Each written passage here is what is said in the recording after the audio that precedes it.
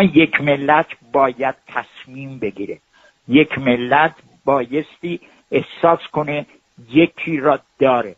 من همیشه گفتم این شاهزاده خوبیش این بود 40 سال به عنوان نماد اپوزیسیون بود.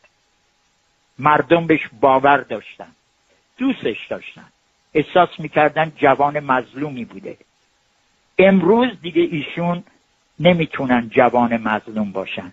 ایشون امروز باید رهبر یک ملت باشن. گور پدر تمام اپوزیسیون های فیکی که در این وسط میخواهند سفسطه گری کنن. شما وقتی تصمیم گرفتید خودتون تصمیم میگیرید، بذار بقیه هر چه میخوان انجام بدن. ایشون امروز باید رهبر یک ملت باشن. گور پدر تمام اپوزیسیون های فیکی که در این وسط میخواهند سفسطه گری کنن.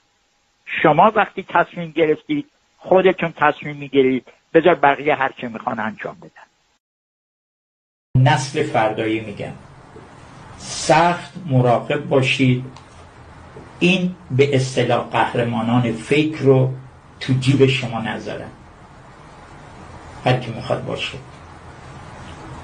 نگاه کنید تا دیروز هیچ کس با این شاهزاده کاری نداشت. کاری داشت؟ خیر. ایشون هم زندگیشون میکردن. از روزی که احساس شد که این شاهزاده احتمال داره نقش اساسی در این پروسه رژیم چنج بازی کنه، فعلا میگم نقش اساسی در پروسه رژیم چنج، مواظب باشید. همیشه در پروسه براندازی هزاران تریک توش هست.